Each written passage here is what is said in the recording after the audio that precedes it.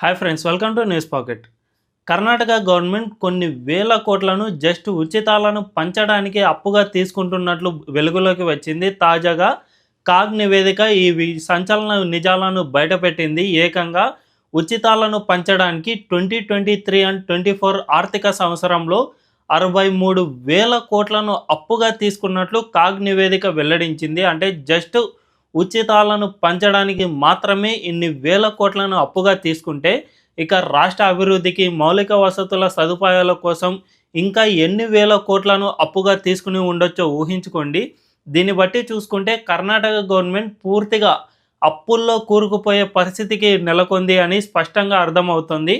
కర్ణాటకలో అమలవుతుంది జస్ట్ 5 గ్యారెంటీలు మాత్రమే. ఈ 5 గ్యారెంటీలకే రాష్ట్రం ఇంత తీవ్రమైన అప్పులు చేస్తుంది అంటే ఆశ్చర్యపోనక్కర్లేదు. మరి ఈ అప్పుల ద్వారా కర్ణాటక ఎలా నష్టపోతుంది, ప్రస్తుతం కర్ణాటకలో ఉన్న ఆర్థిక పరిస్థితులు ఏంటి అనే విషయాలను మనందరం తెలుసుకుందాం. అంతకంటే ముందు ఈ ఛానల్ను ఇప్పుడిప్పుడే స్టార్ట్ చేసాం. సో వెంటనే మా ఛానల్ను సబ్స్క్రైబ్ చేసుకోండి అని బెల్ ఐకాన్ను క్లిక్ చేయడం అస్సలు మర్చిపోవద్దు.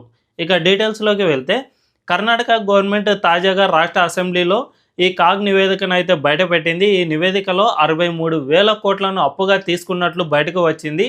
అంటే జస్ట్ 5 ఉచిత స్కీమ్లను అమలు చేయడానికి ఇన్ని వేల కోట్లను అప్పుగా తీసుకుంటే రాష్ట్రం ఎంత అప్పుల్లో కూరుకుపోతుందో అర్థం చేసుకోవచ్చు. జస్ట్ 60,000 కోట్లు అంటే ఇంటూ 5, 6,530 అంటే 3 లక్షల కోట్లను అప్పుగా తీసుకుంటున్నట్లు అర్థమవుతుంది. దీన్ని బట్టి చూసుకుంటే కర్ణాటక గవర్నమెంట్ను కాంగ్రెస్ నిండా ముంచేస్తుంది అని స్పష్టంగా అర్థమవుతుంది. ఇప్పటికే కర్ణాటకలో మౌలిక వసతుల సదుపాయాల కోసం కూడా డబ్బులు లేవని స్పష్టంగా అర్థమవుతుంది. రీసెంట్గా కొంతమంది ఎమ్మెల్యేలు అంటే కాంగ్రెస్ ఎమ్మెల్యేలే తమ నియోజకవర్గంలో కనీసం ఒక్క పని కూడా చేయలేకపోతున్నామని, గవర్నమెంట్ నుంచి అసలు కనీసం రూపాయి కూడా నిధులు రావడం లేదు అని చాలామంది వాపోయారు. కనీసం ఊర్లలో ఉండే కంకర్ రోడ్డు లేదంటే డ్రైనేజీలు నిర్మించడానికి కూడా తమ దగ్గర డబ్బులు లేవని, ఇక ప్రజలు తమను ఏమీ అడిగే పరిస్థితుల్లో కూడా లేరు అని చాలామంది చెబుతున్నారు. అదే సమయంలో కొంతమంది ఎమ్మెల్యేలు అయితే రాజీనామా చేయడానికి కూడా సిద్ధమయ్యారు. తాము ఊర్లలో ఒక్క పని కూడా చేయకుంటే ఇక ఎమ్మెల్యేగా ఉండి ఏం లాభం, ప్రజలు అడుగుతారు కదా అని చాలామంది గవర్నమెంట్పై తిరగబడే పరిస్థితికి చేరుకుంటే, మరోవైపు కర్ణాటక హోంమంత్రి ఒక పిలుపునిచ్చాడు. అదేమిటంటే, మీరు రాష్ట్రంలో ఎక్కడైనా పర్యాటక ప్రదేశాలు ఇటువంటివి ఉంటే దీనికి సంబంధించి కేంద్రం నిధులు విడుదల చేస్తుంది కాబట్టి ఈ నిధుల విడుదల కోసం మీరు కేంద్రంపై ఒత్తిడి తెండి. దీంతో కేంద్రం నుంచి మీకు డబ్బులు వస్తాయి. అప్పుడు మీ ప్రాంతాల్లో అభివృద్ధి పనులు చేసుకోవచ్చు అని ఉచిత సలహా కూడా ఇచ్చాడు. అంటే రాష్ట్ర ప్రభుత్వాన్ని మీరు రూపాయి కూడా అడగొద్దండి, ఎందుకంటే రాష్ట్ర ప్రభుత్వం నుండి రూపాయి బిల్ల కూడా రాదు మీకు. సెంట్రల్ గవర్నమెంట్ను అడిగినా కొద్దిగా లాభం ఉంటుందేమో కానీ రాష్ట్రం నుంచి అసలు ఏ ఒక్క రూపాయి కూడా రాదు అని కర్ణాటక హోంమంత్రి కూడా డైరెక్ట్గా చెప్పేసిన పరిస్థితి నెలకొంది. దీంతో రాష్ట్రంలో ఆర్థిక పరిస్థితి ఎంత దారుణంగా ఉందో అర్థం చేసుకోవచ్చు. ఇటువంటి పరిస్థితుల్లో ఆ రాష్ట్రంలో ఉచిత పథకాలను ఇబ్బడి ముబ్బడిగా పనిచేయడం మొదలు పెడుతూ ఉన్నారు. ఉచిత బస్సు, ఉచిత కరెంటు, లేదంటే మహిళలకు 2,000 రూపాయలు, నిరుద్యోగులకు 3,000 రూపాయలు, ఈ విధంగా ఉచితాలను ఇబ్బడి ముబ్బడిగా పంచుకుంటూ వెళ్తూ ఉండడం వల్ల రాష్ట్రంలో ఆర్థిక వ్యవస్థ అస్తవ్యస్తంగా మారిపోతూ వస్తుంది.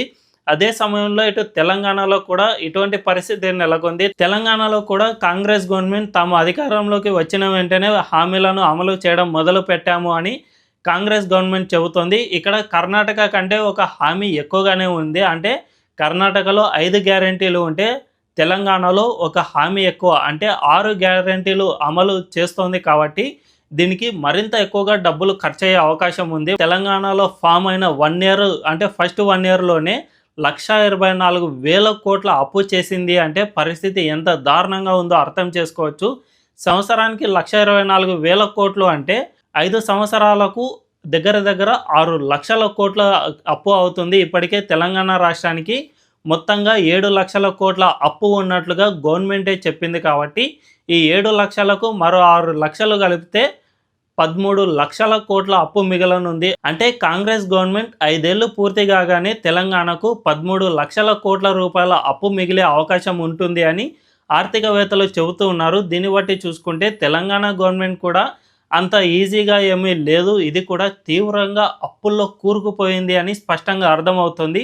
ఈ కాంగ్రెస్ పార్టీతో ఉన్న లోపం ఇదే. మేము ఖచ్చితంగా గెలుపొందాలి అనే ఉద్దేశంతో ప్రజలకు ఇబ్బడి ముబ్బడిగా ఉచితాలను హామీలు ఇవ్వడం స్టార్ట్ చేసింది. గతంలో హిమాచల్ ప్రదేశ్లో ఈ గ్యారంటీలు అనే వాటిని ఫస్ట్ టైం తీసుకువచ్చింది. అంతకుముందు చిన్న చిన్న పథకాలు అవి ఇవి ప్రవేశపెట్టేవారు. దానివల్ల పెద్దగా ఆర్థిక భారం ఉండేది కాదు. కానీ ఈ గ్యారంటీలు అనే పెద్ద పెద్ద హామీలను తీసుకురావడం వల్ల రాష్ట్ర ఖజానాపై తీవ్రమైన భారం పడుతుంది. హిమాచల్ ప్రదేశ్లో కూడా, అంటే కాంగ్రెస్ అధికారంలో ఉన్న మరొక రాష్ట్రం హిమాచల్ ప్రదేశ్, అక్కడ కూడా ఇదే పరిస్థితి నెలకొంది. ఏకంగా ఆ రాష్ట్ర ముఖ్యమంత్రి ఏడ్చే పరిస్థితికి చేరుకుంది. అంటే పరిస్థితి ఎంత దారుణంగా ఉందో అర్థం చేసుకోవచ్చు. ముఖ్యమంత్రి ఒక పిలుపు ఏమని ఇచ్చారంటే ఎమ్మెల్యేలు తమ అలవెన్స్లను వదులుకోవాలి, దీనివల్ల రాష్ట్ర ఖజానాపై భారం పడకుండా ఉంటుంది అని. యాక్చువల్లీ కాంగ్రెస్ పార్టీతో ఉండే ప్రాబ్లం ఇది. ఎందుకంటే కాంగ్రెస్ పార్టీ తాను అధికారంలోకి రావాలి అనే ఉద్దేశంతో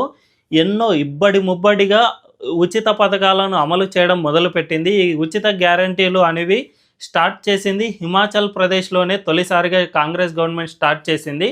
అక్కడ అంటే కాంగ్రెస్ పార్టీ ప్రస్తుతం దేశంలో 3 రాష్ట్రాల్లో అధికారంలో ఉండగా కర్ణాటక, తెలంగాణ అండ్ హిమాచల్ ప్రదేశ్. ఈ హిమాచల్ ప్రదేశ్లో ఫస్ట్ టైం గ్యారంటీలను తీసుకురావడం వల్ల ఆ రాష్ట్ర ఆర్థిక పరిస్థితిని అస్తవ్యస్తంగా మార్చేసింది. ఇప్పుడు ఆ రాష్ట్ర పరిస్థితి ఎలాగుంది అంటే అక్కడి సీఎంఏ ఏకంగా కన్నీరు పెట్టే పరిస్థితికి చేరుకుంది. రాష్ట్రం తీవ్ర అప్పుల్లో కూరుకుపోతుంది, తాను ఏమీ చేయలేని పరిస్థితి నెలకొంది అని హిమాచల్ ప్రదేశ్ ముఖ్యమంత్రి చెప్పే పరిస్థితికి చేరుకుంది. అంటే ఎంత దిగజారిందో అర్థం చేసుకోవచ్చు. నెక్స్ట్ స్టేజ్లో ఇప్పుడు కర్ణాటక కూడా ఉంది.